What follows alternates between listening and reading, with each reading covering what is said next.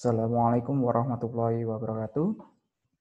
Baik, hari ini kita akan membahas aljabar vektor sesuai dengan silabus yang sudah saya sampaikan pada pertemuan sebelumnya. Baik, yang pertama kita akan mengenal vektor secara aljabar terlebih dahulu. Oke, definisi yang pertama, suatu vektor A di R2 itu merupakan pasangan terurut bilangan real A1, A2. Oke, di sini A1 dan A2 itu bilangan real, ya kan? Dan kenapa ada 2? Karena dia di R2. Cuma seperti itu. Kemudian suatu vektor B di R3 merupakan pasangan terurut bilangan real B1, B2, B3. Oke, saya rasa ini masih mengulang seperti waktu SMA ya. Jadi di sini notasi vektor umumnya diberi anak panah di atas nama vektornya. Nah, pada definisi, pada contoh yang sudah ada, di situ nama vektornya adalah A dan B. Dan sebagai notasinya, di atasnya A dan B ada anak panah ke arah kanan biasanya. Ada banyak notasinya, biasanya bisa anak panah, bisa cuma garis, bisa juga dicetak tebal. Oke, untuk contohnya berikut ini contoh vektor di R2 dan R3. Jadi kalau misalkan kita punya vektor A yaitu 1,2, vektor B 7, akar 2. Nah, selama komponen yang ada di dalam vektor ini merupakan bilangan real, maka A dan B ini merupakan vektor di R2. Begitu pula yang C dan D di sini, C-nya min 5, 3, min 1, dan D-nya itu pi, min akar 3, 4. Oke, pi di sini dia juga masih bilangan real. Min akar 3 juga masih bilangan real. Oke, lanjut. Nah, kesamaan vektor. Sebelum kita lebih jauh, kita harus mengenal bagaimana vektor itu dikatakan sama, dua buah vektor. Dua buah vektor A dan B di R2 dikatakan sama jika komponen yang saling berkorespondensi bernilai sama. Oke, komponen yang saling berkorespondensi bernilai sama yakni A1 sama dengan B1 dan A2 sama dengan B2. Jadi yang berkorespondensi adalah komponen pertama dengan komponen pertama, komponen kedua dengan komponen kedua. Seperti itu. Nah, hal ini juga analog untuk di R3. Jadi nanti tiap komponen yang saling berkorespondensi juga harus sama. Jadi komponen pertama dengan yang pertama, dua, komponen ketiga dengan yang ketiga. Itu kalau di R3. Oke. Selanjutnya, di sini penjumlahan vektor secara aljabar terlebih dahulu. Oke, jadi misalkan kita punya vektor A, A1, A2, A3, dan vektor B di sini B1, B2, B3, vektor di R3, jelas. Maka penjumlahan vektor A ditambah B adalah vektor di R3 yang diperoleh dengan menjumlahkan komponen demi komponen antara vektor A dan vektor B. Oke, dinotasikan sebagai berikut. Penjumlahannya seperti biasa, vektor A tambah vektor B. Jadi di sini yang dijumlahkan komponen demi komponen. A1 ditambah B1, A2 ditambah B2, A3 tambah B3. Oke, saya rasa waktu SMA juga sudah jelas seperti ini. Kemudian sifat penjumlahan vektor.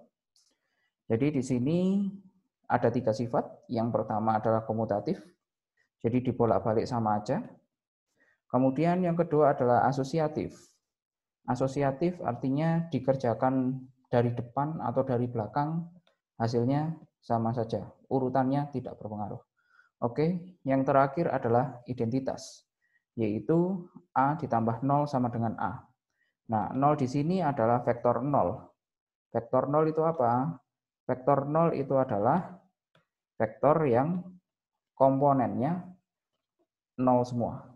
Oke, seperti itu. Jelas ya? Oke, selanjutnya perkalian skalar.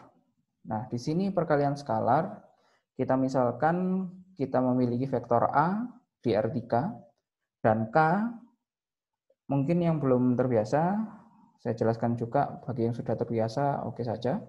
Ini adalah notasi dari elemen atau anggota. Jadi di sini K anggota bilangan real, artinya adalah K adalah bilangan real. Oke, maka perkalian skalar K dikalikan vektor A adalah vektor di R3 yang diperoleh dengan mengalihkan setiap komponen di vektor A dengan K.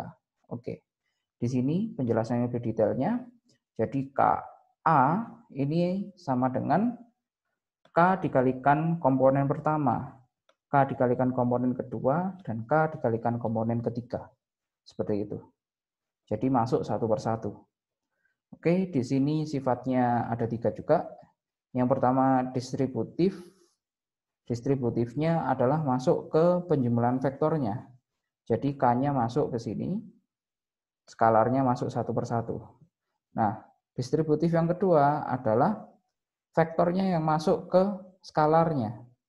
Jadi di sini K sama L ini skalar. Nah, vektornya yang masuk. Ini juga berlaku.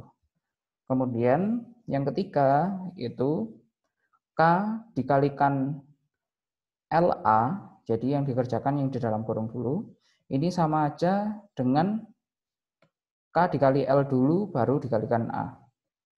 Atau karena bilangan real berlaku komutatif, berarti KL sama dengan LK. Oke, berarti sama aja L dikalikan dengan KA. Oke, seperti itu. Oke. Ya, secara umum seluruh definisi di atas yang sudah dibicarakan juga berlaku secara analog untuk vektor A, yaitu pasangan terurut sebanyak n buah. A1, A2, A3 sampai AN. Berarti dia itu berada di Rn atau ruang berdimensi n. Oke, nanti kalau misalkan sampai ya kita coba sampai Rn, mungkin soal latihannya, tapi kita lihat nanti dulu. Oke, kita akan berangkat dari dimensi 2 dan dimensi 3 dulu, atau R2 dan R3. Karena dari R2 dan R3 kita bisa memperumum sampai ukuran N. Asalkan R2 dan R3-nya paham. Oke, selanjutnya. Nah, disinilah kita mulai mengenal vektor secara geometri. Kalau tadi aljabar sudah, sekarang secara geometri. Baik, nah secara umum, vektor itu adalah besaran yang memiliki arah.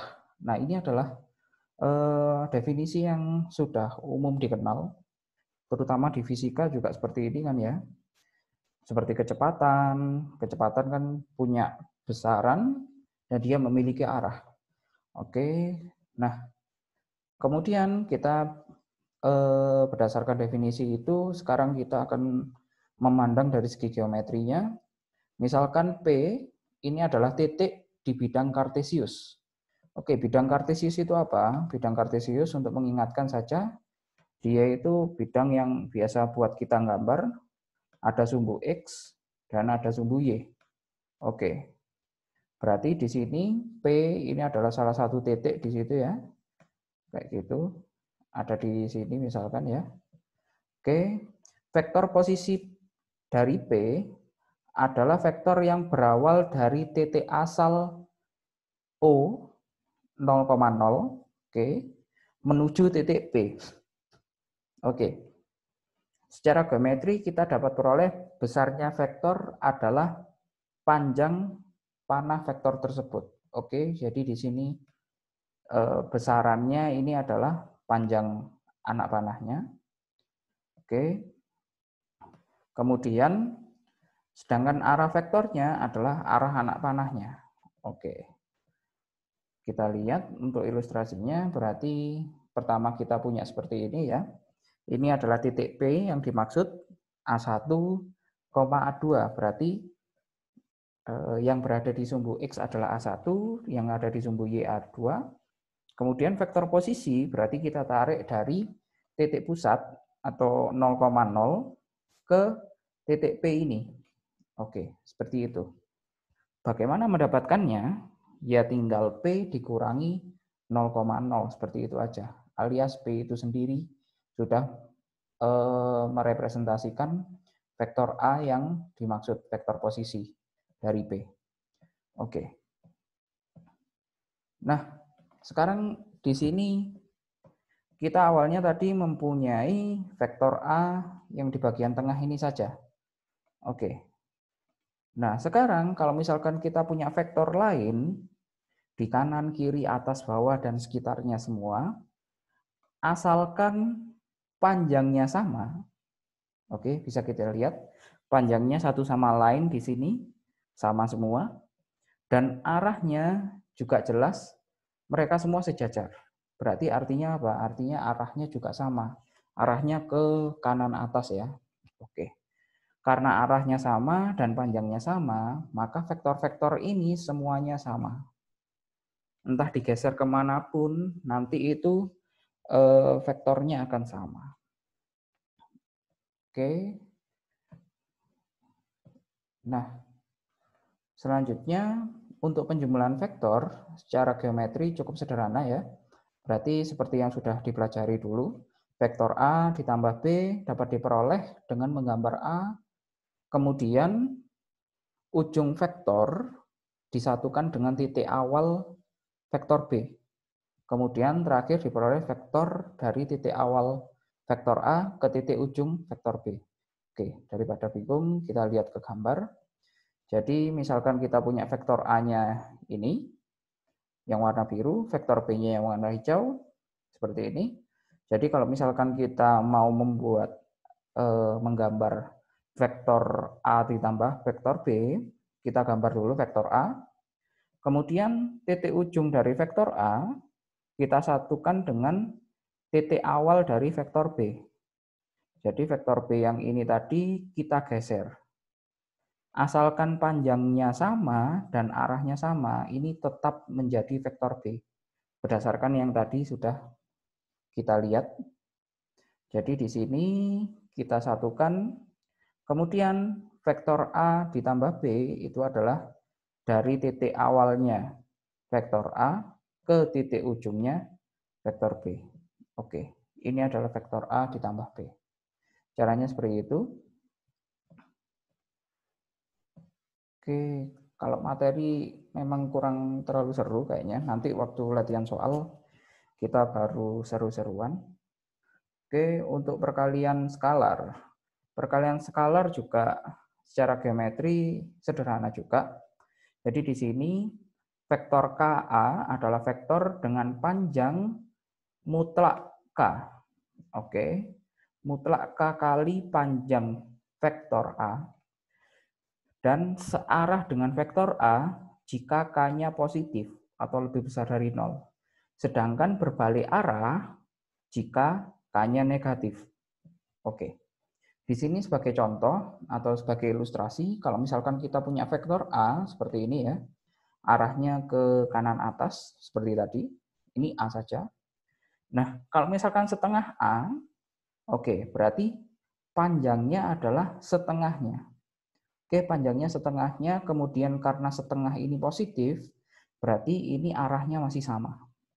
Kemudian kalau misalkan 3/2A, berarti panjangnya jadi 3/2-nya, lebih panjang, 1,5 kalinya A, dan karena 3/2 positif, maka arahnya masih sama. Nah, kemudian kalau misalkan min setengah A, oke, berarti panjangnya adalah mutlaknya setengah. Mutlaknya setengah adalah mutlaknya negatif setengah adalah setengah ya. Berarti panjangnya setengahnya semula. Kemudian karena bernilai negatif konstantanya, maka di sini dia berbalik arah menuju ke kiri bawah. Oke. Kemudian pengurangan vektor dan vektor perpindahan. Oke, di sini untuk pengurangan vektor yaitu vektor A dikurangi vektor B. Di sini dia dapat diperoleh dengan menjumlahkan vektor A ditambah dengan negatif vektor B. Oke, yaitu A dijumlahkan dengan arah sebaliknya dari B. Kalau misalkan tadi kita punya vektor A-nya yang gini, kemudian vektor B-nya ke atas ya, ke gini. Oke, berarti kalau misalkan A dikurangi B, berarti kan kita perlu min B dulu. Min B berarti arah sebaliknya, ke bawah. Gini. Oke, berarti kita gambar vektor A dulu. Seret. Kemudian kita lanjutkan dengan vektor B yang bernilai negatif alias arah sebaliknya. Oke, kemudian kita tarik dari titik awalnya vektor A ke titik ujungnya vektor B. Seperti itu. Oke, ini cuma coret-coretnya. Oke, kemudian, nah ini baru vektor perpindahan setelah ini.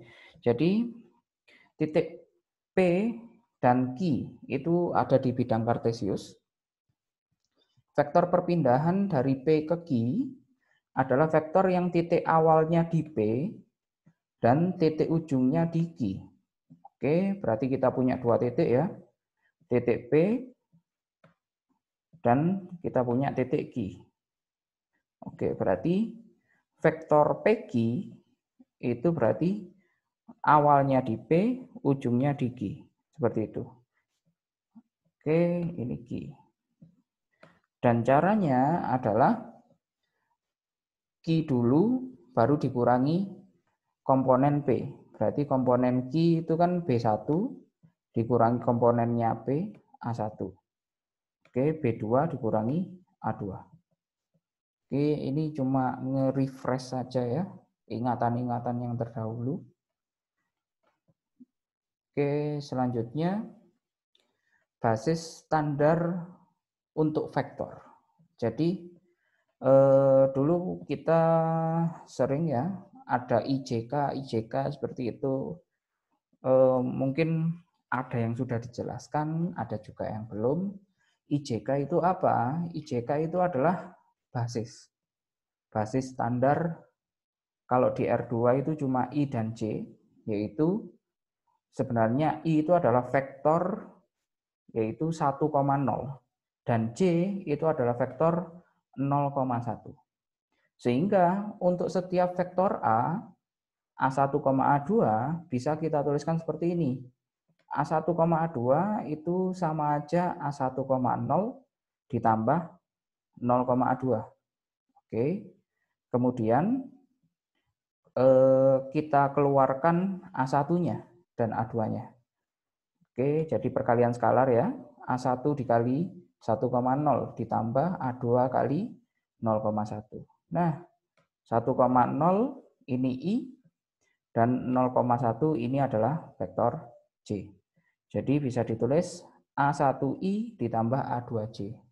Jadi kalau misalkan A1-nya ini 2, A2-nya ini 3, berarti ini bisa kita tulis 2I ini plus 3J.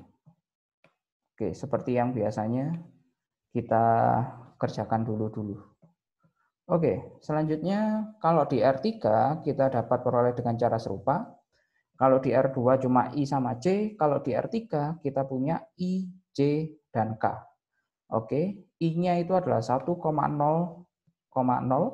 J-nya 010, K-nya 001. Nah, dengan cara yang sama seperti tadi, jadi kalau misalkan kita punya vektor yang bentuknya A1, A2, A3, dia bisa kita tulis sebagai A1I ditambah A2J ditambah A3K. Oke, yang nantinya akan berguna di perhitungan atau notasi-notasi ke depannya. Oke. Selanjutnya, perkalian titik atau dot product. Oke, produk itu perkalian, dot itu titik. Oke. Nah, jadi misalkan kita punya A, vektor A, ini A1, A2, A3, vektor B, B1, B2, B3, kita bermain di R3 dulu. Oke, perkalian titik atau dot product dari A dan B adalah simbolnya adalah ya titik seperti ini. A dot B sama dengan, jadi yang kita kalikan adalah komponen demi komponen, kita kalikan dan hasilnya akan menjadi skalar, bukan menjadi vektor lagi. Jadi di sini A1 dikalikan B1 ditambah A2 kali B2 ditambah A3 kali B3. Bentuknya sudah bukan vektor di R3 lagi. Jadi di sini sudah berubah menjadi skalar. Dia menjadi suatu bilangan real. Seperti itu. Oke, sifatnya misalkan ABC adalah sembarang vektor di R3 dan K merupakan bilangan real, maka A dot A ini selalu lebih besar sama dengan 0.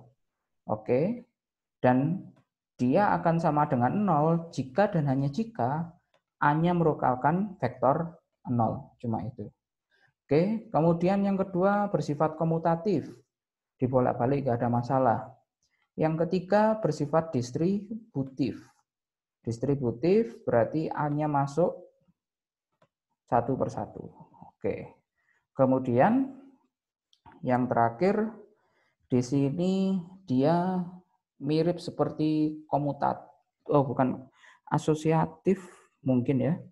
Jadi di sini kita punya K dikali A dulu, baru dot product dengan B, itu sama aja dengan kita A dot B dulu, baru dikalikan dengan skalar K. Atau bisa juga K-nya dikalikan dengan B dulu, baru kita hitung dot product dengan A. Seperti itu. Ya, itu cuma sifat-sifatnya aja. Nah, selanjutnya adalah panjang vektor. Panjang vektor atau sering disebut norm. Oke. Jadi di sini kita punya vektor A, A1, A2, A3, maka panjangnya A itu disimbolkan dengan apa ya? Garis lurus double ya. Kayak mutlak tapi double. Oke, kita bacanya adalah norm A. Norm A itu adalah akar dari A1 kuadrat tambah A2 kuadrat tambah A3 kuadrat. Oke, masing-masing komponen dikuadratkan, kemudian dijumlah, terakhir di akar. Oke, itu merupakan panjangnya A. Oke, di sini kita punya teorema. Jika A dan B vektor di R3, maka kita akan punya hubungan seperti ini. A dot B itu sama dengan panjang vektor A dikalikan panjang vektor B dikalikan cos theta. Apa itu theta? Oke, di sini sudah ada keterangannya. Theta merupakan sudut antara vektor A dan vektor B. Jadi kalau misalkan seperti tadi, kita punya dua vektor A dan vektor B. Oke. Nah, sudutnya itu yang mana? Theta itu adalah yang tengah di sini. Ini adalah theta. Oke, seperti itu. Oke. Ini rumus yang sudah sering kita gunakan dari dulu ya. Dot product itu rumusnya adalah panjang A kali panjang B dikalikan cos sudut di antara dua vektornya. Nah, sekarang kita masuk ke, kalau sudah tahu dot product, sekarang kita bisa masuk ke proyeksinya. Proyeksi vektor B terhadap vektor A.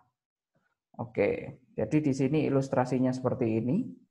Kita punya vektor B, vektor A-nya yang bawah ini, yang warna biru.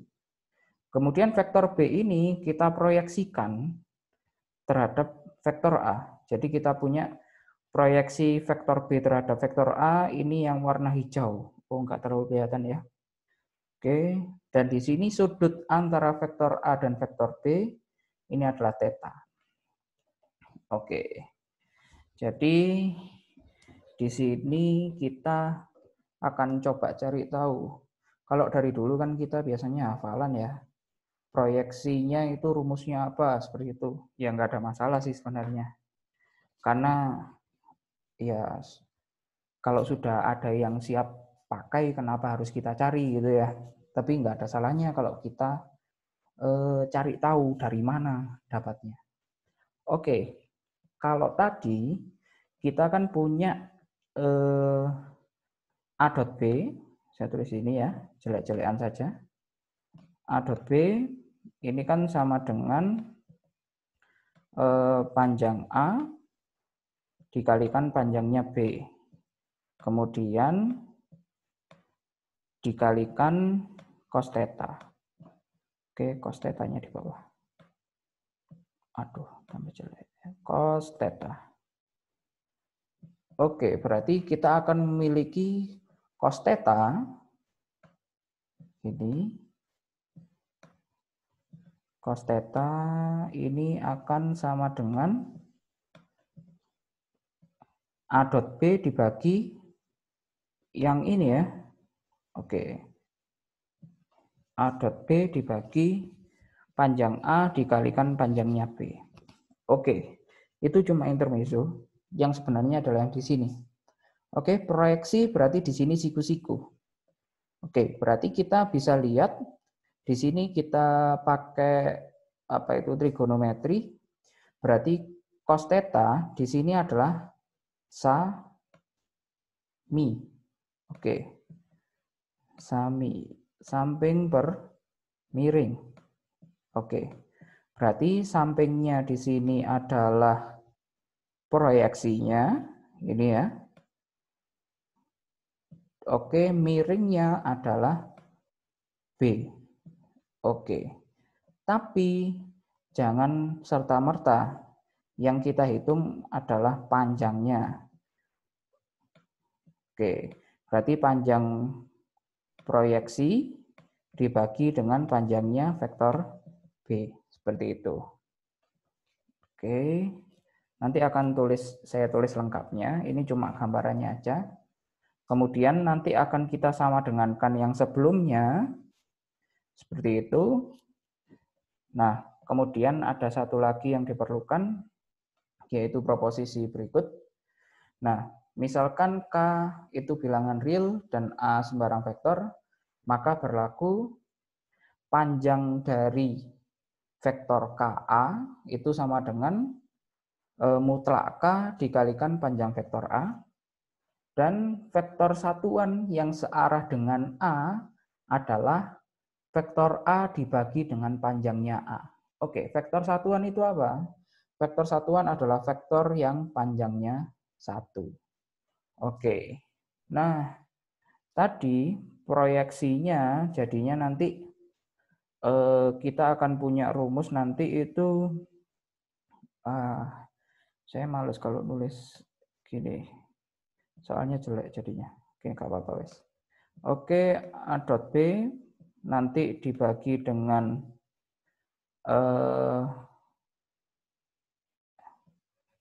dia dibagi dengan panjangnya A, gini. Ya, di sini dia ini adalah panjangnya proyeksi. Oke, ini panjangnya proyeksi. Berarti supaya tidak mengubah panjangnya proyeksi, tapi kita perlu dia searah dengan vektor A. Berarti kita kalikan dengan vektor satuan yang searah dengan A. Berarti ini dikalikan dengan A per ini. Ya. Dan panjang A dikalikan panjang A ini akan sama dengan A.A. Yang atas sudah sama, yang di luar vektor A. Oke. Oke, nanti kita akan praktekkan di soal latihan yang akan saya berikan untuk selanjutnya. Ini silakan dipahami dahulu. Oke, saya rasa itu saja. Nanti yang penting adalah soal latihannya akan saya berikan sesegera mungkin. Oke, sekian. Terima kasih. Kalau ada pertanyaan bisa langsung kita diskusikan di grup, bisa, atau langsung chat langsung juga bisa. Oke, saya akhiri. Wassalamualaikum warahmatullahi wabarakatuh.